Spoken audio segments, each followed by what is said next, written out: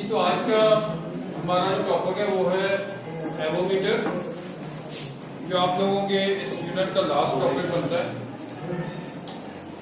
Avometer ये ABO जो है वो तीन अल्फाज का मजमूआ, इन तीन अल्फाज से तीन मुख्तलिफ किस्म के अल्फाज जो है वो बनते हैं।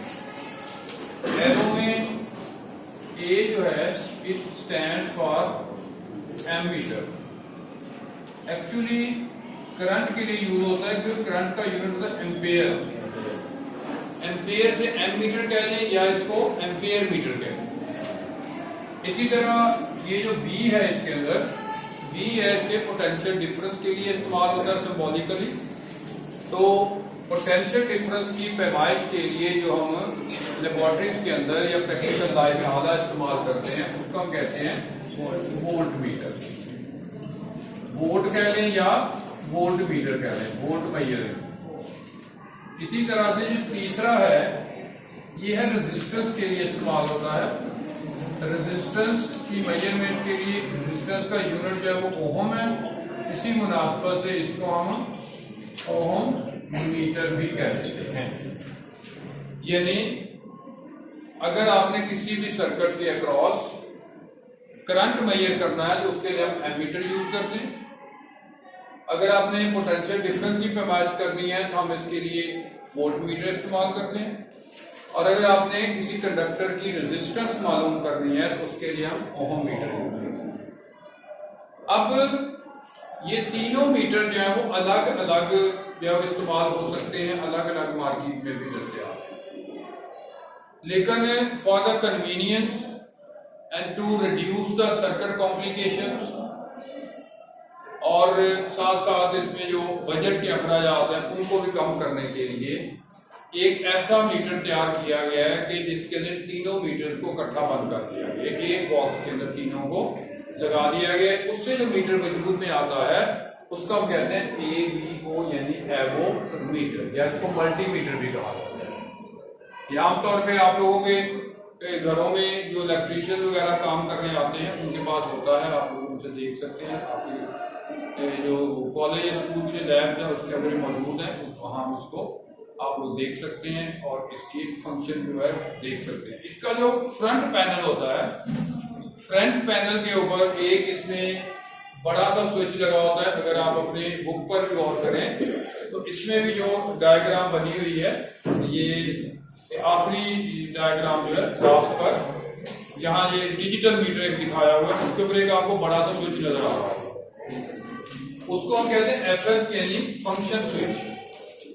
क्या कहते हैं इसको हम? Function switch. इस स्विच के इर्द गिर्द कई और छोटे छोटे से बटन भी लगे होंगे, उन बटन को हम कहते हैं रेंज स्विचेस। जैसे ये मैंने यहाँ लिखा है रेंज स्विच, यानी जिससे हम मीटर की रेंज जो है वो सेट करते हैं कि हमें कम रेंज का मीटर चाहिए है या ज्यादा रेंज का मीटर दरकार है।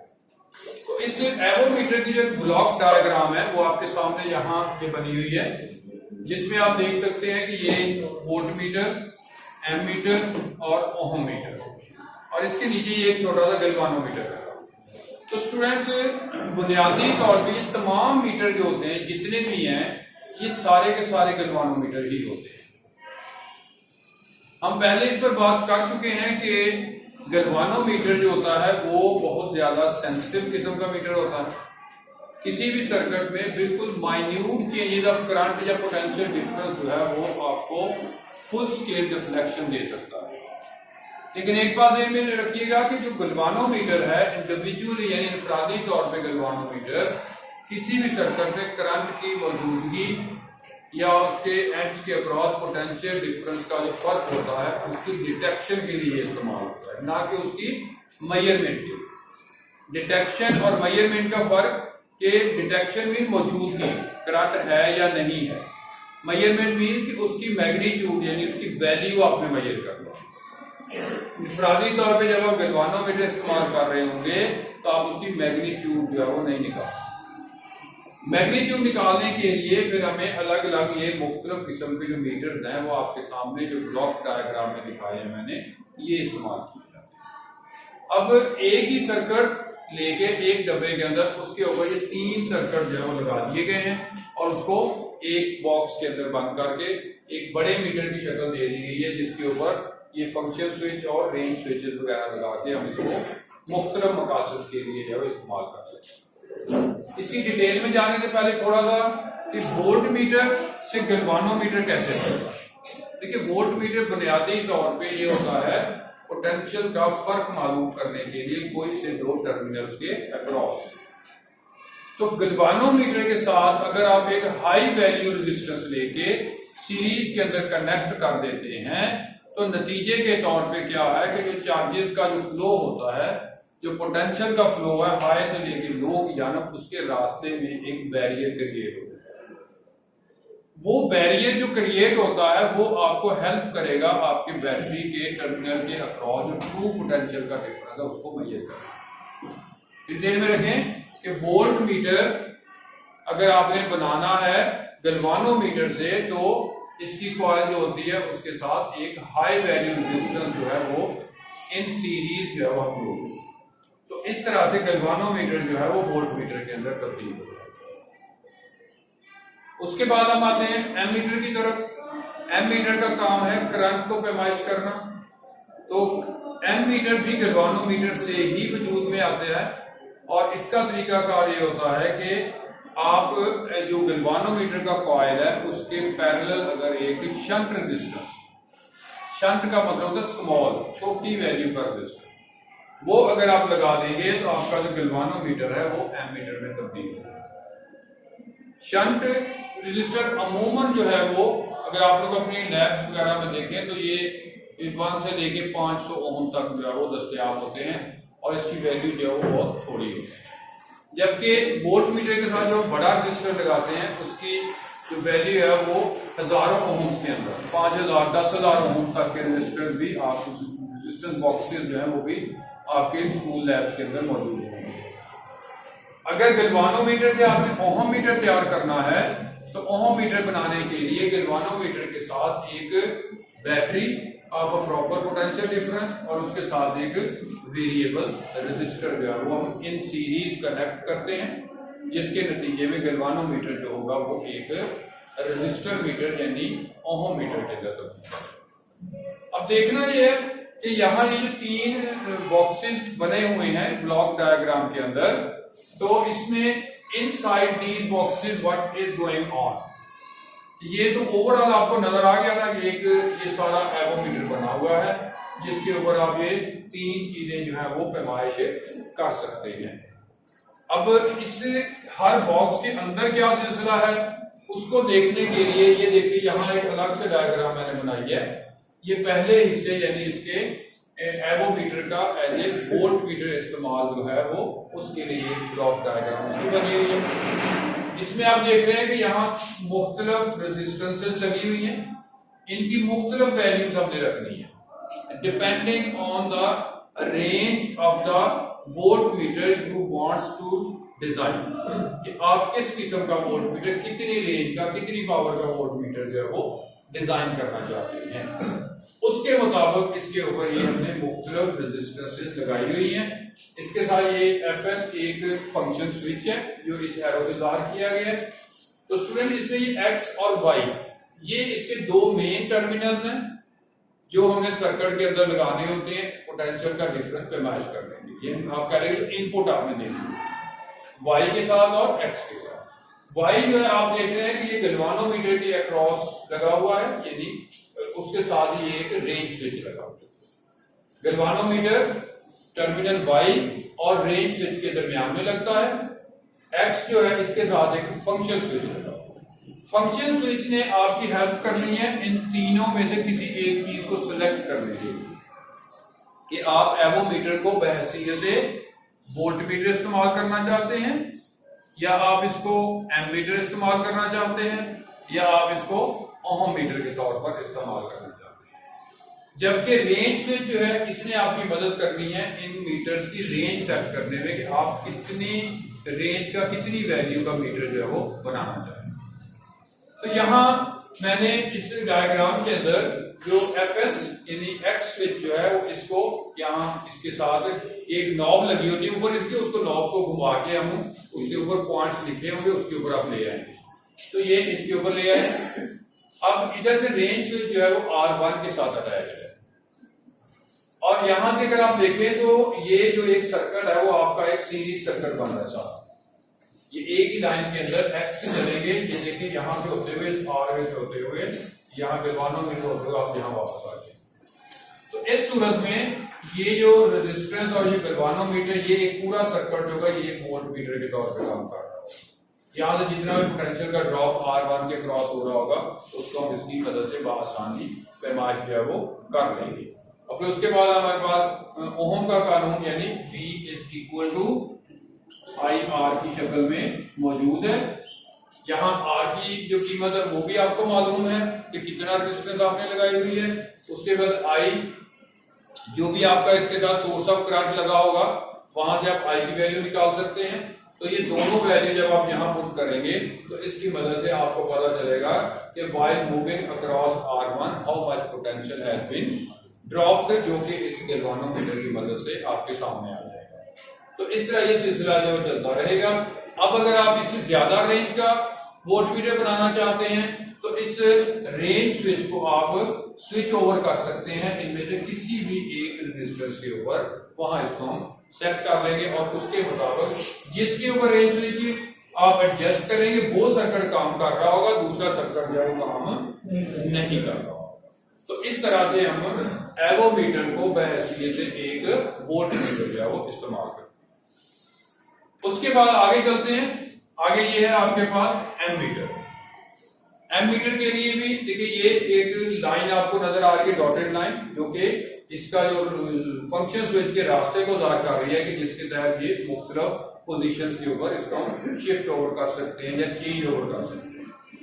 चेंज ओवर बिल्कुल आप लोगों के लिए कॉमन सी बात है, घरों के अंदर हम एक से ज्यादा बिजली के मीटर इस्तेमाल करते हैं तो उसके ऊपर चेंज ओवर लगा होता है, तो उसको घुमा के मीटर 1 मीटर 2 या हम अक्सर कर देते हैं। तो इसी तरह से ये समझे कि ये 3 मीटर लगे हुए हैं तो ये आपका चेंज ओवर स्विच लगा हुआ है, उससे आप मीटर 1 मीटर 2 और मीटर 3, मीटर 1 में हमने वोल्ट मीटर लगा दिया, यहाँ एमीटर है और यहाँ ओम मीटर है। अब अगर मैं इसी फंक्शन स्विच को चेंज ओवर करते हुए इसकी बजाय इस पॉइंट के ऊपर ले आऊं, यानी यहां से ये अब खत्म करके इसको मैं इधर ले आता हूं, तो अब आपका जो एवोमीटर है ये इस्तेमाल हो रहा है एमीटर के तौर पे, क्योंकि आपके सर्किट ने इन दो पॉइंट्स के अक्रॉस ही काम करना है। अब ये फंक्शन पॉइंट गैल्वानोमीटर के साथ जुड़ा हुआ है, ये इधर जुड़ गया, ये सर्किट जो है बाईपास हो गया, ये बाहर निकल गया, अब ये काम नहीं करेगा। अब इसको अगर इंटरनली देखें तो यहां पर आपके सामने जब हम एवोमीटर को एक एमीटर के तौर पर इस्तेमाल कर रहे थे तो इसमें ये आप देख रहे हैं कि ये गैल्वानोमीटर, ये मुख्तलिफ वैल्यूज की 3 रेजिस्टेंसेज लगी हुई हैं। रेजिस्टेंसेज और गैल्वानोमीटर आपस में आप देख रहे हैं कि ये पैरेलल है। उसके बाद ये इसका वाई स्विच है और ये इसकी 3 जो मुख्तलिफ इसकी जो रेंजेस हैं वो हमने सेट की हुई है कि हमने किस वैल्यू का जो है वो एमीटर तरतीब देना है। तो वो इंटरनली जब फंक्शन स्विच को हम चेंज ओवर करते हैं, साथ इसका ये रेंज स्विच है ये इसके साथ एडजस्ट हो जाएगा कि आप 5 मिली एम्पियर का चाहते हैं, 500 मिली एम्पियर का चाहते हैं, या आप 50 मिली एम्पियर का जो ओम मीटर है वो तरतीब देना चाहते हैं, या आप कितना करंट मुहैया करना चाहते हैं।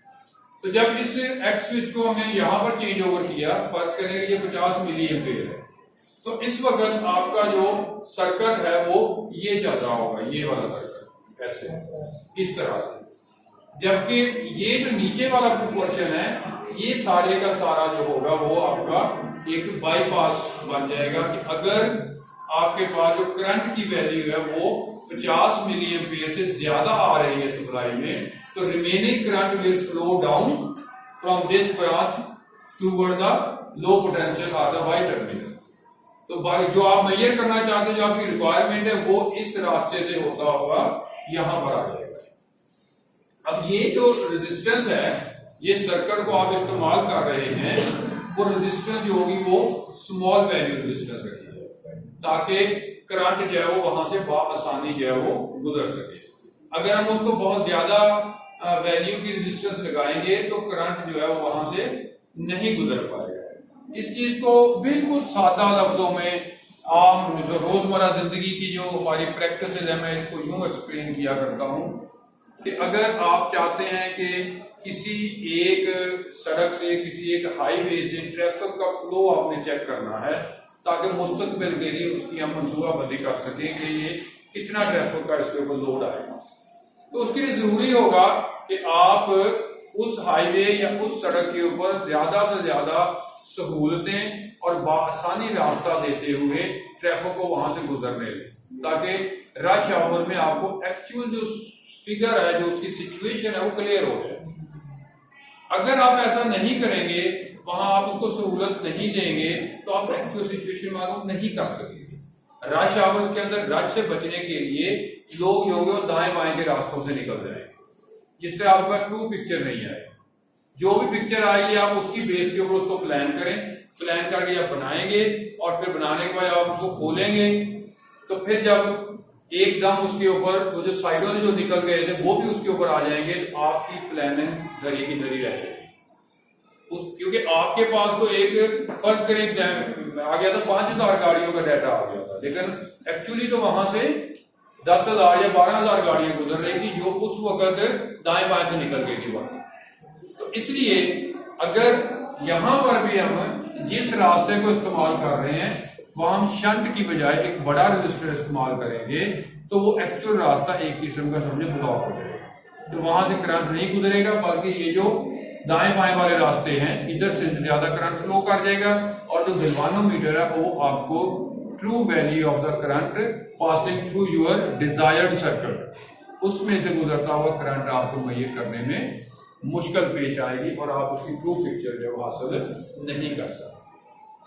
इसी तरह से आपने इसको चेंज करके 500 मिली एम्पेयर पे चले जाएंगे, आप 5 मिली एम्पेयर के ऊपर ये फंक्शन स्विच की मदद से आप इसकी रेंज जो है वो सेट कर सकते हैं। जैसे जैसे आप उसकी रेंज सेट करेंगे साथ साथ उसकी रेजिस्टेंस की वैल्यू जो है वो भी तब्दील होती रहेगी, क्योंकि V is equal to IR and I is equal to V over R।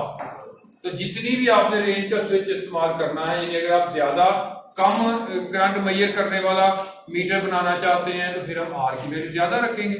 जैसे यहां मैंने इसको सेकंड नंबर पे रखा हुआ है, एक ये चीज है, एक ये चीज है, इसके रास्ते में ये एक रेजिस्टेंस R1 आ रही है, इट मीन कि इसकी कुछ ना कुछ रेजिस्टेंस होगी, वो हम यहां जब वैल्यू पुट करेंगे तो करंट की वैल्यू कम होगी। अगर इसी को स्टूडेंट में घुमा के यहां अटैच कर देता हूं तो इसके रास्ते में देखिए कोई रेजिस्टर नहीं आ रहा, इसका मतलब यहां R की वैल्यू मिनिमम हो जाएगी, तो ये करंट जो है वो आसानी के साथ आपको मुहैया करेगा। इसलिए जैसे जैसे हम नीचे शिफ्ट करते चले जाएंगे तो इसके मुताबिक हम इसमें करंट की वैल्यू जो है वो मालूम कर सकते हैं। तो ये है इसके अंदर आपका एवोमीटर का इस तरह से कि एक एमीटर के तौर पर इस्तेमाल। अब रह गया इनमें से तीसरी चीज है जिसको हम कहते हैं ओहोमीटर। अगर हम ओहोमीटर के तौर पे इसको इस्तेमाल करना चाहें तो इसकी भी हम कोशिश करते हैं, यहाँ पर एक ब्लॉक डायग्राम जो है वो ड्रॉ कर लेते हैं और उससे इसको हम वाज़ेह कर देंगे या समझने की कोशिश करेंगे कि इसमें जैसे मैंने आप लोगों को पहले बताया, जब भी आपने गैल्वानोमीटर को एक ओहोमीटर में तब्दील करना है तो इसके साथ एक वेरिएबल रजिस्टर और एक बैटरी ये सीरीज के अंदर हमने इसके साथ जोड़ दिया। ये देखिए ये आपका गैल्वानोमीटर आ गया, इसी तरह से ये आपका बाई टर्मिनल आ गया, इधर से आपका ये एक्स टर्मिनल है और ये आपका फंक्शन स्विच है जो हमने स्विच ओवर कर दिया है ओहोमीटर की तरह। अब ये जो आपका एक्स और वाई ये जो दो पॉइंट्स हैं, ये वो पॉइंट्स हैं, वो मकाम है जहां हम वो रेजिस्टेंस लगाएंगे, वो कंडक्टर लगाएंगे जिसकी रेजिस्टेंस हम निकालना चाहते हैं, जिसकी हमें मालूम नहीं है। फर्ज करें कि ये जो मार्कर है ये एक पीस ऑफ कंडक्टर है जिसकी हम रेजिस्टेंस निकालना चाहते हैं, तो हम इसको इन दो पॉइंट्स के क्रॉस कनेक्ट कर देंगे, तो इस तरह ये सर्किट मुकम्मल हो जाएगा और उसके बाद इसकी जो पिक्चर होगी वो कुछ ऐसे बन गया। ठीक है, इसको हम कह देते हैं RX। RX mean unknown resistance. ये एक वेरिएबल रेजिस्टर, आप रियोस्टेट भी समझ सकते हैं लग गया, ये इसके साथ एक गैल्वानोमीटर लगा हुआ है। अब ये आपकी एक बैटरी है जिसका आपने पोटेंशियल ड्रॉप देगा ये। तो इसमें जो करंट है वो ये देखें, ये इस तरह से जब इसने फ्लो करना है तो ये जो रेजिस्टर Rx है it will cause to drop the certain value of potential. इसमें से जब ये चार्जेस पास करेंगे यानी करंट गुजरेगा तो ये पोटेंशियल ड्रॉप का बायस होगा। अब जब पोटेंशियल ड्रॉप होगा इधर गैल्वानोमीटर से गुजरेंगे तो यहाँ गैल्वानोमीटर एक आपको वैल्यू शो कर देगा कि फर्ज करें यहाँ से अगर आपने 12 वोल्ट डिलीवर किए थे और यहाँ ये आपको मेजरमेंट के अंदर 8 या 9 वोल्ट दे रहा है, इट मींस के 3 वोल्ट के बराबर जो डिफरेंस आ रहा है वो इस Rx की वजह से ड्रॉप हो गया। अब उसके बाद ये एक रजिस्टर लगा हुआ है, हैवी रजिस्टर है, वेरिएबल है, जहां से हम इसकी वैल्यू को जो है वो सेट कर सकते हैं to hold the current for a while, ताकि ये गैल्वानोमीटर जो है उसको मेजर कर सके। अगर हम ये नहीं लगाएंगे तो ये फ्लो के अंदर, क्योंकि ये देखिए ये टर्मिनल जो है ये लो पोटेंशियल पर है, हाई से आ रहा है, ये एकदम लो की तरफ जो है वो फ्लो कर जाएगा। तो इसलिए यहाँ आपको ट्रू उसकी जो वैल्यू जो होगी, जो पिक्चर होगी वो नजर नहीं आएगी। इसलिए फॉर इंस्टेंट ऑफ टाइम इसको यहाँ होल्ड करना होता है। होल्ड करने के लिए हम यहाँ से रेजिस्टेंस की वैल्यू जो है वो सेट कर सकते हैं, इसकी मुतल्लिका जो नॉब होती है उसको घुमाकर। तो इस तरह ये सारा सिलसिला आपका चलता रहेगा और ये सारा सीरीज के अंदर लगा हुआ है। सीरीज में होने की वजह से करंट की वैल्यू आपको पता है कांस्टेंट रहेगी, जबकि पोटेंशियल यानी वोल्टेजेस की जो वैल्यू होगी वो इसके अंदर अलग अलग आ जाएगी। अब फिर वही ओम लॉ के मुताबिक V is equal to IR, R is equal to V over I। अब जो भी करंट सर्किट को बैटरी डिलीवर कर रही है उसकी वैल्यू यहाँ पुट करेंगे, वोल्टेज जितना ड्रॉप हो रहा है उसको आप यहाँ वैल्यूज को पुट करें और उसको कैलकुलेट कर लेंगे तो आपके पास ये R की वैल्यू आ जाएगी कि हमने जो भी कंडक्टर इसके अंदर लगाया था या जो भी हमने रेजिस्टर की वैल्यू रखी थी वो क्या थी।